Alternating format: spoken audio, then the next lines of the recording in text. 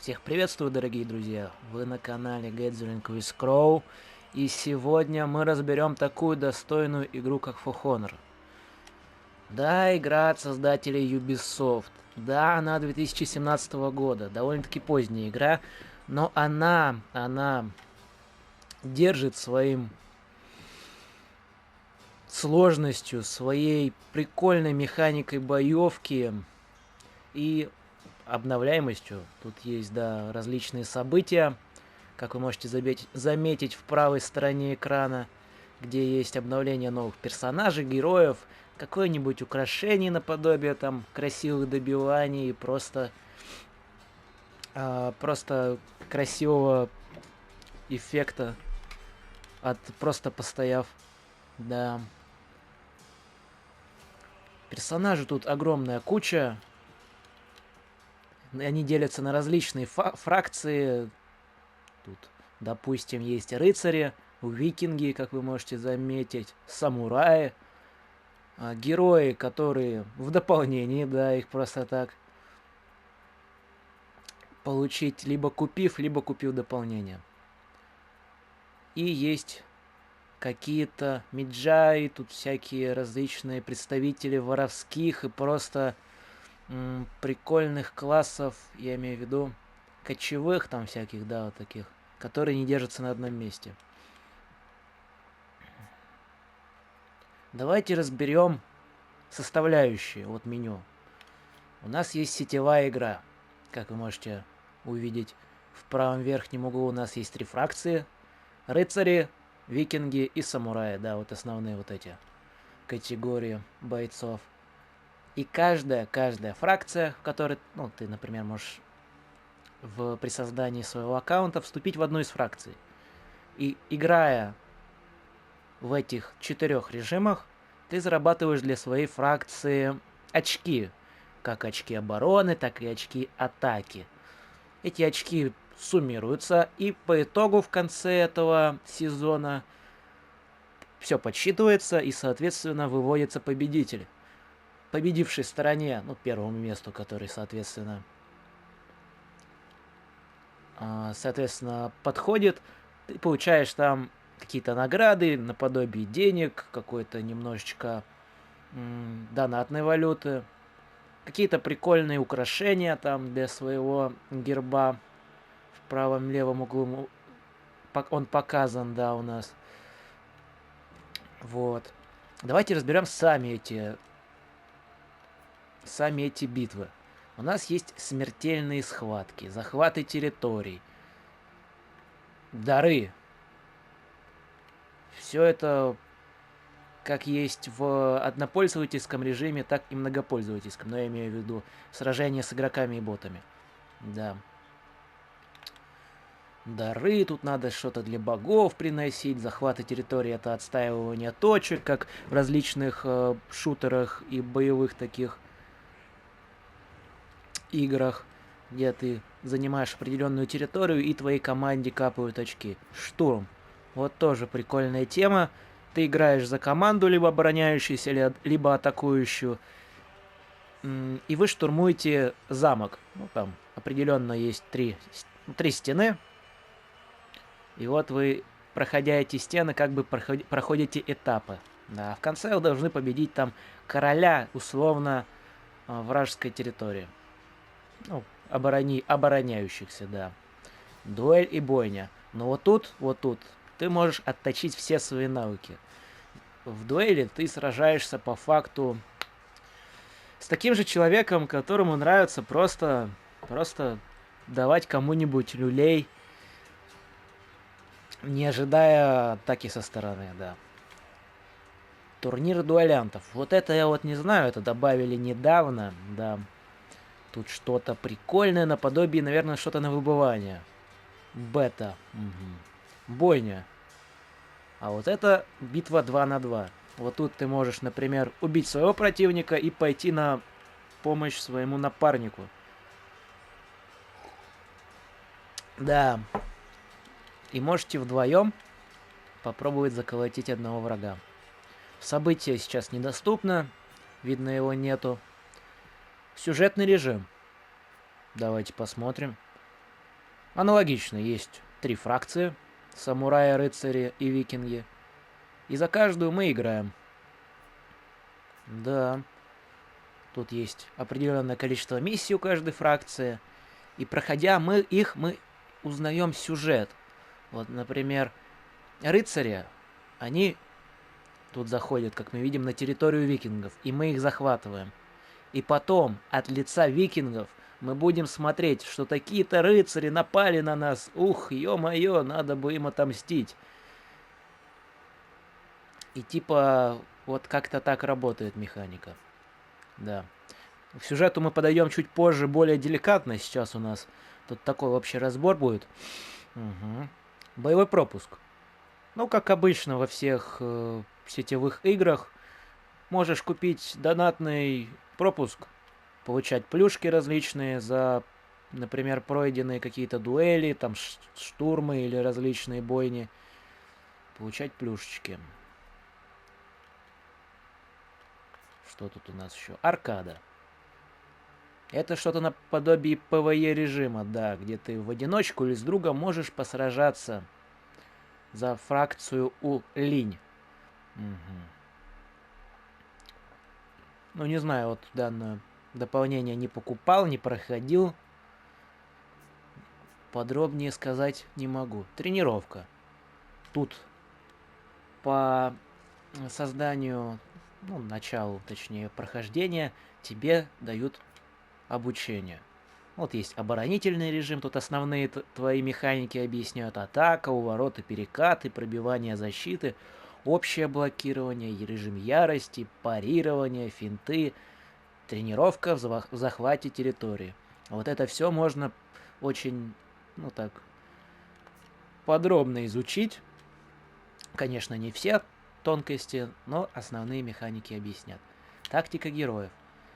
Тут нам объясняют и показывают, как герои в принципе сражаются. Давайте, ну вот, условно возьмем стража. У стража есть определенная комбинация атак, движений и просто его темп боя. И нам тут объясняют, как этот темп боя раскрывается в полной мере. Сам ты, конечно, можешь без этой тактики и изучить, например, в дуэли 1 на 1, но это будет намного дольше, намного сложнее, но увлекательнее, возможно, в своей мере. Вот, например, у нас есть наступление авангарда. Мы делаем раз, два и от. Раз, два, раз, два и удар сверху. И успех. И нам как бы показывают, что мы успешно закрепили этот навык. Да. Как можете заметить, тут есть эффект, да, вот такое вот сияние.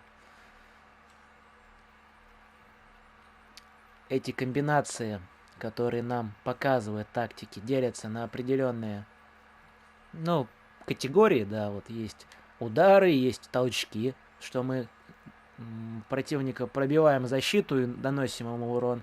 Есть вихри атак, что мы не даем ему продохнуть. Есть сокрушительные контратаки, что мы его атаки можем, ну, логично, контратаковать его, да, и не давать ему нанести нам урона. Продвинутые коварные приемы, вот это вообще какая-то жесть. Я их не особо, конечно, понял, но это очень серьезные такие механики. И потом можно просто без всяких подсказок, сам разбираясь, закрепить вот все, что ты прошел. Вот, например, раз, два и три. Вот. Закрепили, и у нас снизу пишется в правом нижнем углу вся наша статистика. Статистика, сколько мы нанесли урона противнику, какой удар с какой стороны был, какой он был мощности, сколько выносливости мы потратили. Да. Все это учитывается. Давайте выйдем отсюда. И можно посмотреть буквально вот всех героев, познакомиться со всеми их тактиками, чтобы понимать, что они из себя представляют в принципе. Но это очень-очень долго и сложно, но очень увлекательно.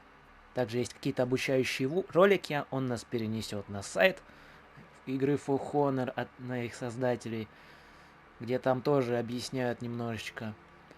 Тренировочная арена.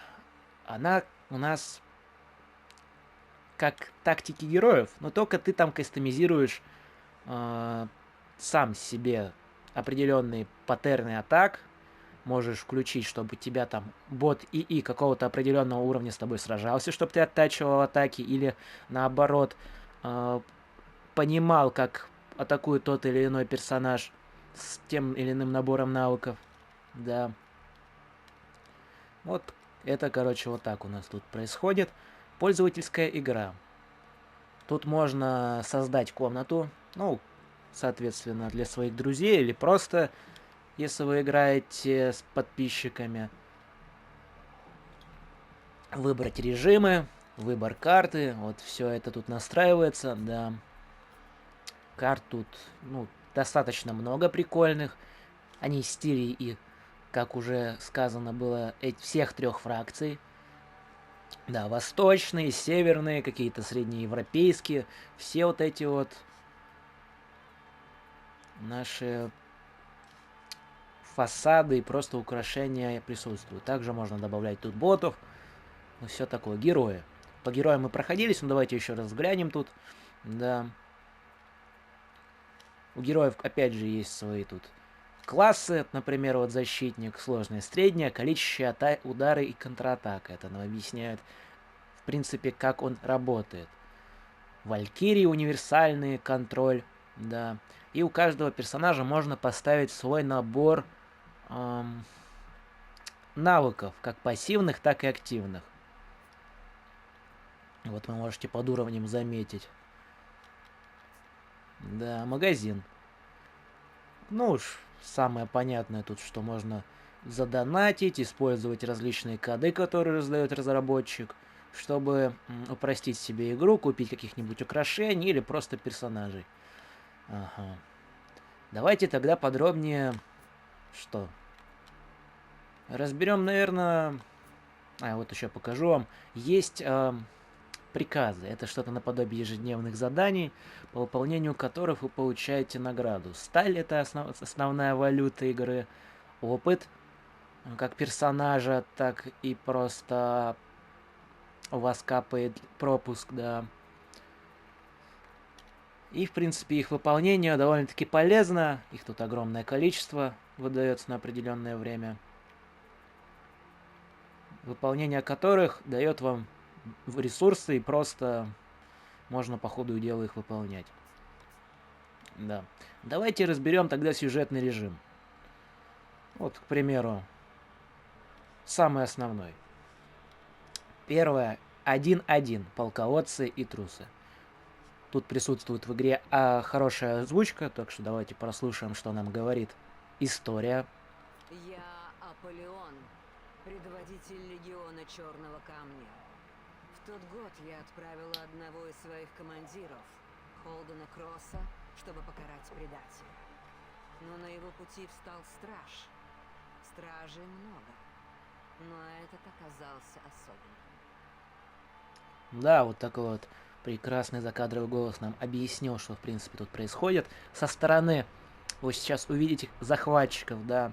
Вот эта женщина, как вы можете понять из моего рассуждения, является вражеским для нашего стража противником. Но в будущем нашим командиром. Давайте выберем уровень сложности реалистичный. Ну, в принципе, думаю, пойдет. Регенерацию. Что тут еще у нас есть? Да, в основном сюжете у нас есть тоже навыки, которые мы можем выбрать. Это, например, мастерство парирования, кремень, щит, регенерация, которая у нас уже стоит. Ну, то есть навыки тут делятся, ну, вообще просто общие для двух этих иконок. Неотвратимость, давайте ее поставим. Просто тут всякие смертоносность, прочность, повышающие нашу выживаемость, наоборот, урон, или просто дающие нам возможность что-то сделать прикольное и особенное. Да. Игру можно, сюжет, как я помню, пройти тут довольно-таки быстро, ну и, соответственно, где-то за часиков 10, ну максимум 15, если вы на максимальной сложности играете.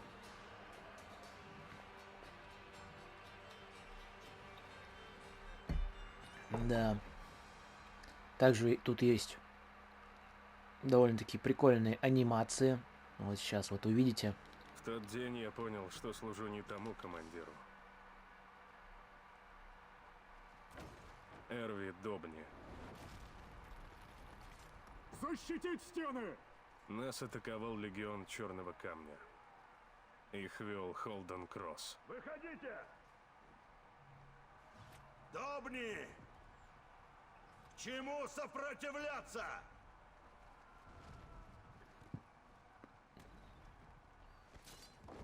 Озвучка очень достойная, очень мне нравится. Не пускать их к стенам! Вот мужчина как будто говорит реально из шлема. Вот такое вот эхо даже присутствует. Таран вход! Таран вход! Да. Захват замка.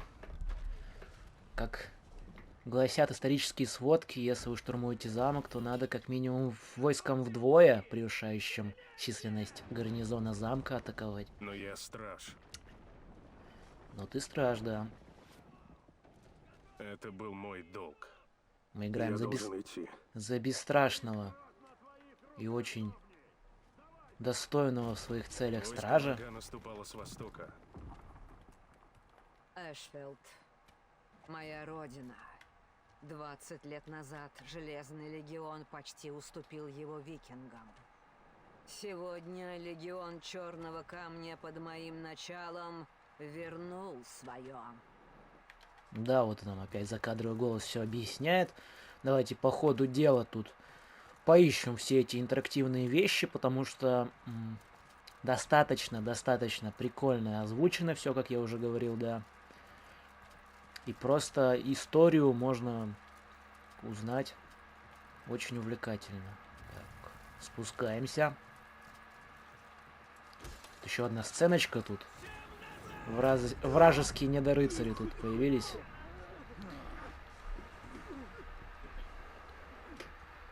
Да, так как это начальная миссия, тут нам объясняют основные механики боя. Да. Как входить в режим захвата. Как переключаться между противниками. Угу. Спасибо. Как просто... Да, спасибо.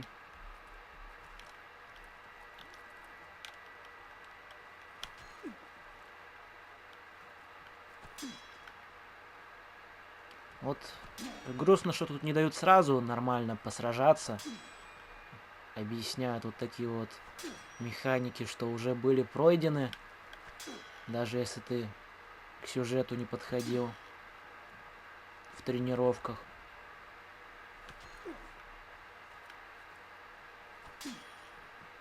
Без интерфейса даже как-то увлекательнее смотрится. Надо предполагать, с какой стороны атакует противник, с какой стороны, ну, стойки я имею в виду, он атакует. И просто как-то кинематографичнее смотрится.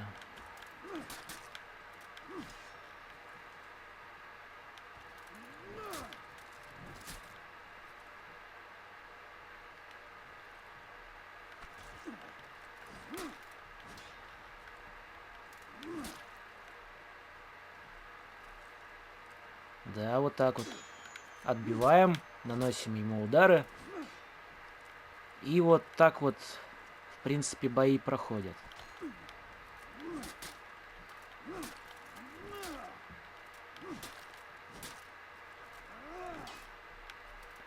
Также, как вы видите, у нас есть... Ну, сейчас нету, а есть обычно полосочка выносливости, да, появилась она. И при ее полном опустошении, персонаж выдыхается. Угу. И не может сражаться в полной мере своих сил, очень медленно реагирует на атаки, уклонения, он, точнее, уклоняется. Просто блокирует. Битвы зависит от места сражения. Ворот, гор, стен Исход боя известен. Подмога в пути. Ой, блин, тут Я съехала, должен был ладно. продержаться. Вы поняли, что весь бой зависит тут от, в принципе, тактики, которую применят. Да, немножечко не подпривык я к управлению. Также тут можно контратаковать. Вот я пытался контратаковать противника. Но тут надо попадать в тайминги. Да, в тайминги попадать немножечко я не получается. Выносливость, да, объясняет основную механику выносливости.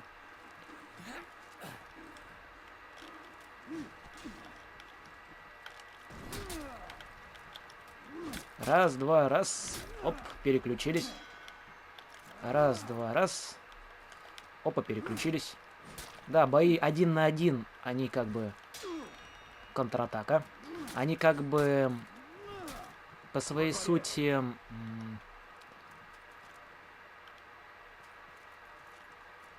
Ну, я имею в виду, что игра в основном нацелена на битву 1 на 1.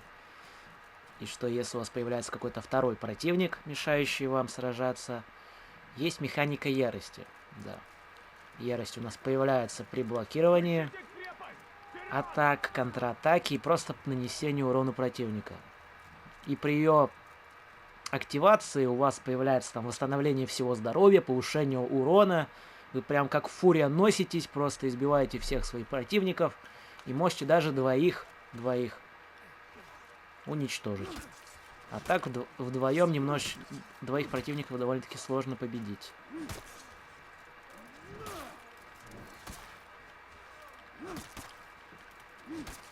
Но не стоит забывать также, что можно использовать различные механики окружения. Вот, например, если у нас тут присутствует огонь, и если мы толкнем противника в него, то он загорится.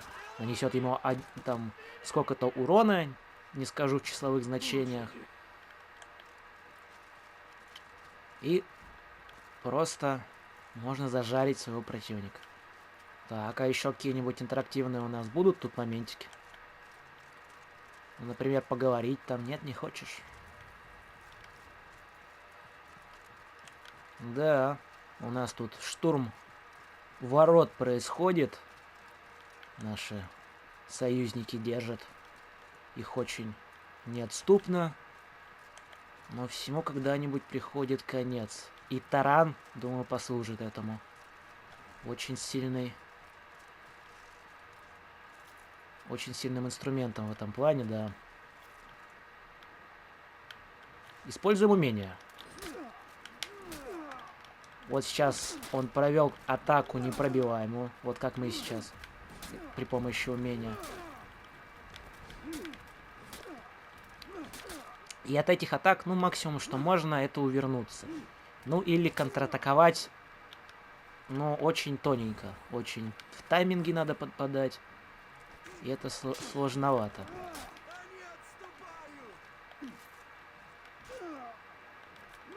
Раз.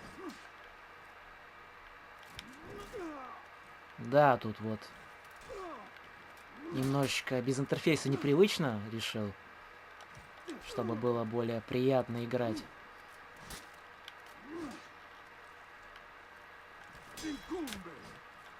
Ну вот, достаточно неплохо получилось. Как вы понимаете, с уровнем повышения сложности повышается не только здоровье и урон противников, также их... Да, вот тут будильник сыграл. Повышается их интеллект, то есть боты используют более расторопные техники, уклоняются, блокируют. Падение святилища Эшфолда. И просто действуют С более тех пор разумно. прошло столько времени. Наши предки 6 лет отбивались от нападок отчаянных, голодающих воинов. Так гласит легенда. Да, пояснили нам немножечко за сюжетец. Бочки ломать тут не обязательно особо, потому что ресурсов каких-то мы не получим.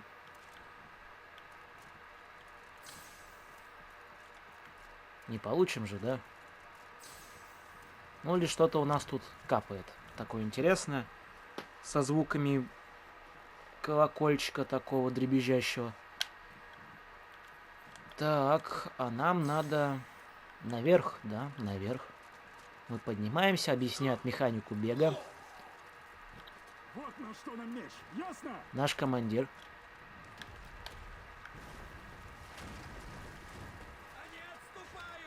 У нас даже была своя катапульта, это очень достойно. Потому как не у всех было столь дорогостоящее оборудование. Окружили противники нас. Ну, мы устали, мы устали.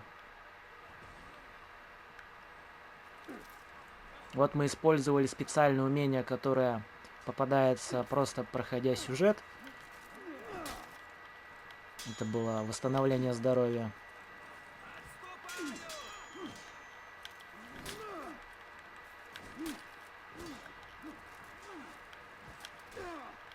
Да, вот.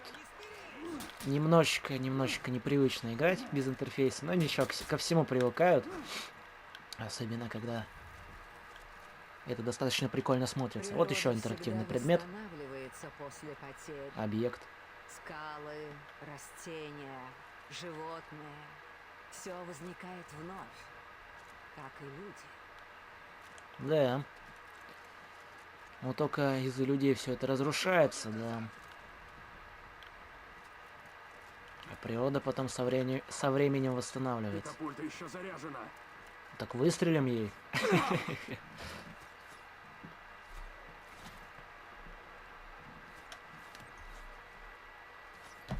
У нас очень находчивый персонаж.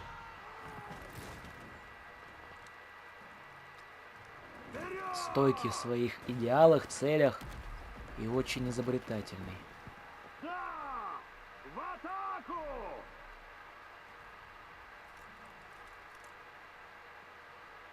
Вот и пробили наши стены.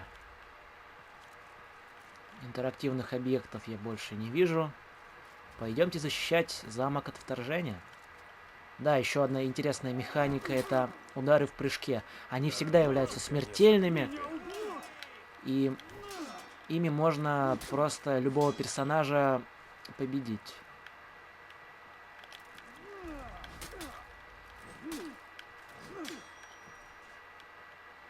Вот еще есть механика.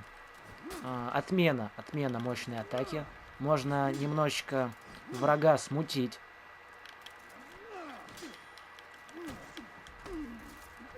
Вот мы его тут в огонь закинули. Ай-яй-яй. Да.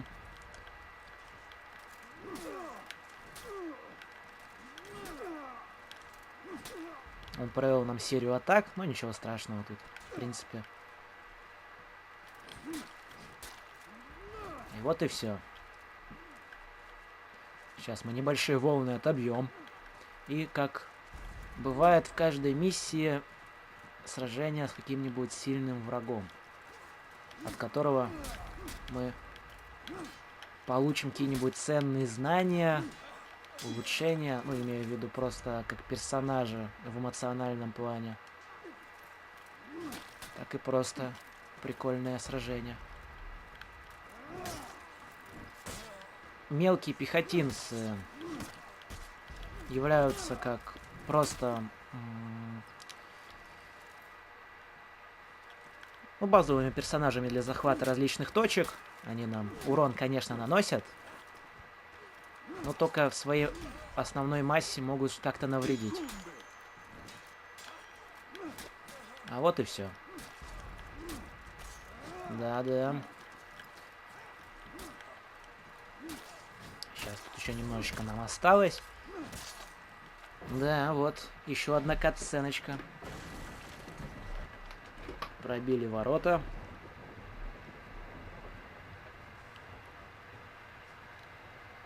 И на сцену выходит главнокомандующий вражеской армии. Точнее, как нам кажется, главнокомандующий. Хватит! Добни! Добни, покажись!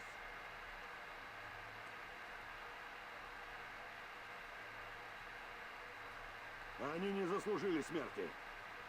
Сразись со мной. Не трусь. Что? С тобой? Не к чести мне биться с таким слабаком. Серьезные слова. Сразись с моим воином. Как вы можете понимать, Добни, наш командир, боится. Он не Ты хочет пойдешь в бой за меня. погибнуть в столь отчаянной схватке Ну что и ж, выставляет на бой нас, как своего если бы отказал, все бы дуэлянта. Да. Это достойная битва за своих командиров.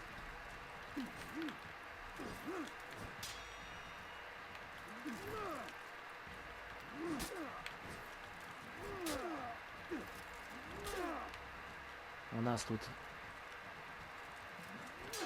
бой с серьезным противником.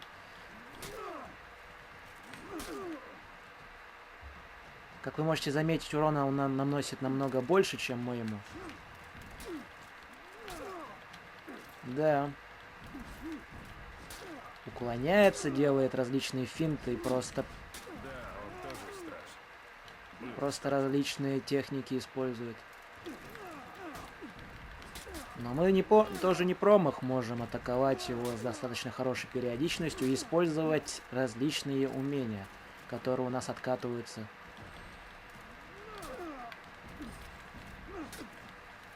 Недурно. Немножечко не хватило, да, тут. Мизеру. Раз. Сражался. Не звучит. Раз.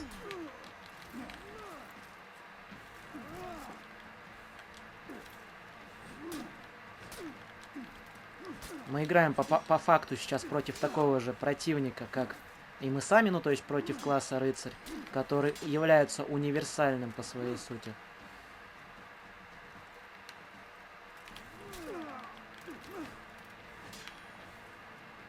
Возможно, мои навыки вам покажутся какими-то немножечко не... Ну, немножечко не такими. Потому что в эту игру я наиграл не особо много часов, да. Я поиграл в многопользовательском режиме, как могли заметить, прошел небольшую долинку за Орден Рыцарей. И все. На этом мой опыт немножечко заканчивается. За всех персонажей я, соответственно, не успел поиграть. Но это в обязательном порядке потом случится. Добивающий удар, да. Я об этом вам говорил еще в самом начале. И красивые такие добивающие удары можно ставить и кастомизовать по своему выбору. Мы все еще были в их власти.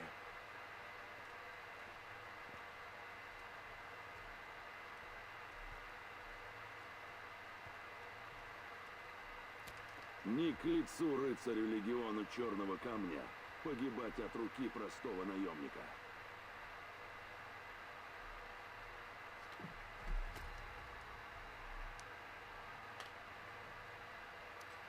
Да. Наш командир струсил и не соответствует своему командирскому титулу. Точнее, рыцарскому. А мы показали себя с достойной стороны. Как сюзерен. Как тот, кто сражался со своего господина. За храбрость и честную службу я, Холден Кросс, готов принять тебя в легион Черного Камня. В будущем нам объяснят их цели и мотивы, ради чего они захватывают эти крепости и переманивают, точнее, мотивируют Дело сделано. и пытаются поднять народ на что-то, Идем. что не дает покоя. Как мирному населению, Вот так и вот Я и стал воином легиона. войскам. Да. Первая миссия у нас пройдена. Не все важные объекты нашли. Это, конечно, ничего страшного. Да, тут различные навыки нам дают за уровня.